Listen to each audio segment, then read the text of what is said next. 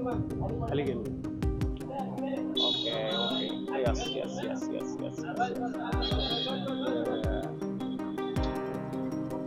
काय नाही होत चालते त्याला फोन ओके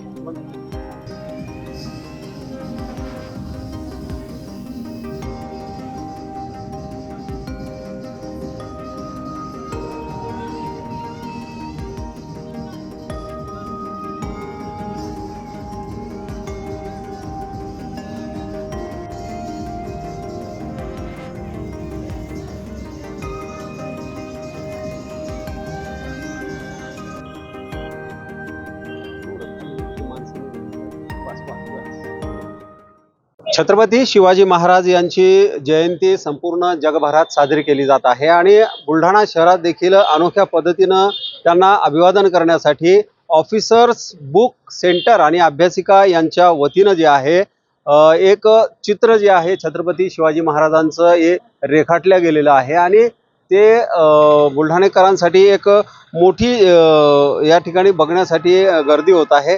ज्यांनी हे चित्र या ठिकाणी काढलेलं आहे ते आपल्यासोबत आहेत. सर काय सांगाल, कुठून ही संकल्पना तुम्हाला सुचली? आज शिवाजी महाराजांना वेगळ्या पद्धतीने आपण या ठिकाणी अभिवादन करताय का? बरं, कसं आहे, शिवाजी महाराजांची जयंती सर्व वेगवेगळ्या प्रकारे साजरी करतात. तर माझा असा विचार होता की आजचे जे युवक आहेत त्यांना एक शिवाजी महाराज हे म्हणजे कायमचे एक प्रेरणादायी नेतृत्व राहिलेलं आहे. तर युवकांच्या मनात एक शिवाजी महाराजांबद्दल आदर आणि जो त्यांचा जो असलेला सत्कार आहे तो कायम राहावा आणि शिवाजी महाराजांनी ज्या प्रकारे संकट त्यांना आणलेल्या अडचणीला ज्या प्रकारे सामना केला त्या प्रकारे आजच्या युवकांनी त्यांच्या आयुष्यात जे संकट आले, जे सामना आले, त्यांनी त्यांचा हे प्रश्न सोडवावा अशा त्यामुळे आम्ही ही संकल्पना राबवली. मला सांगाल, आपली अभ्यासिका आहे, मोठ्या प्रमाणात युवक आपल्याकडं या अभ्यासिकेच्या माध्यमातून क्लास 1 क्लास 2च्या ज्या पोस्ट असतात किंवा UPSC MPSCच्या तयारी करण्यासाठी आपल्याकडं विद्यार्थी येतात. त्यांना आपण कशा पद्धतीनं आजचा हा दिवस साजरा करण्यासाठी सांगाल आणि त्यांना काय प्रेरणा या ठिकाणून घेतली पाहिजे, काय सांगाल? काय झालं सर, काही काळामध्ये नोकऱ्यांचं प्रमाण अतिशय कमी झालेलं आहे. त्यामुळे अतिशय गंभीर स्पर्धा निर्माण झाली. तर मुलं काय करतात की खचून जातात त्यांच्या अपयशाला आणि ते वेगवेगळ्या मार्गाला हे लागतात. म्हणजे त्यांचं कधी कधी ते मृत्यूशी पण झुंजत येतात. त्यांच्या आयुष्यात अशी अनेक संकट येतात. पण असे संकट कितीतरी वर्षापूर्वी त्यांच्या राजाच्या बी काळात आले होते. तेव्हा मुघलांच्या सत्तेविरुद्ध, मुघलांची सत्ता पूर्ण भारतभर होती. त्या मुघलांच्या सत्ता विरुद्ध लढण्यासाठी फक्त शिवाजी महाराज एकमेव मराठा नेतृत्व होते. तर त्यांनी त्यांच्या मावळ्यांना सोबत घेऊन असे एक प्रकारे नेतृत्व उभं केलं.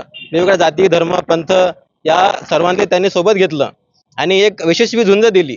त्यांनी त्यांना माहिती आहे की आपण शत्रूसोबत 1 to 1 लढू शकत नाही. त्यामुळे त्यांनी शत्रूचा गनिमी काव्याचा वापर केला आणि गनिमी काव्याचा वापर करून त्यांनी त्यांचे जे युद्ध आहे ते त्यांनी यशस्वी केलं आणि स्वराज्याची संकल्पना आपल्याला दिली. आणि त्याच धर्तीवर आपण जे मुलं अभ्यास करतो त्या मुलांच्या आयुष्यात हीच प्रेरणा घेऊन त्यांना अडचणीचा सामना म्हणजे करण्यासाठी एक शक्ती मिळावी, त्यासाठी आपण हे सर्व करत आहोत.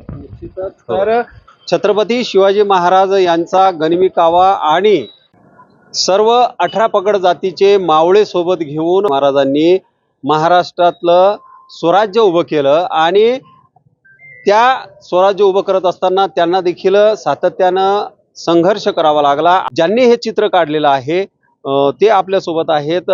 रवी इंगळेजी यांनी गेल्या 3-4 दिवसांपासून हे चित्र रेखाटण्याचं काम सुरू केलेलं आहे. 4 दिवस सतत त्यांनी मेहनत या ठिकाणी घेतली आहे. नेमक्या त्यांच्या मनात काय भावना आहेत काय ते जाणून घेऊया. काय तुम्हाला वाटलंय की हे चित्र आपण या ठिकाणी रेखाटलं पाहिजे? आणि त्या ठिकाणी जे आहे आपण बघितलं असेल की त्याला बाजूलाच इलेक्ट्रिकचा पोलही आहे. एवढ्या जोखमीच्या ठिकाणी त्यांनी हे चित्र काढलंय, काय सांगा?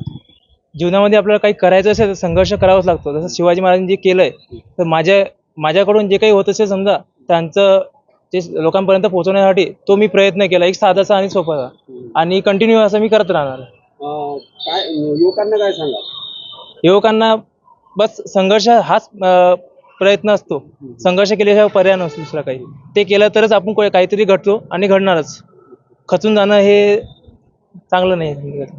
निश्चितच जे आहे खचून न जाता डगमग न डगमगता आपण सातत्यानं आपला जे एम आहे तो साध्य करण्यासाठी आपण संघर्ष केला पाहिजे.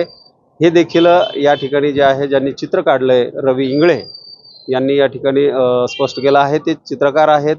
ते त्यांच्या कामातून त्यांनी या ठिकाणी आज छत्रपती शिवाजी महाराज यांना अनोखं असं अभिवादन केलं आहे. दीपक मोरे, नवराष्ट्र, बुलढाणा.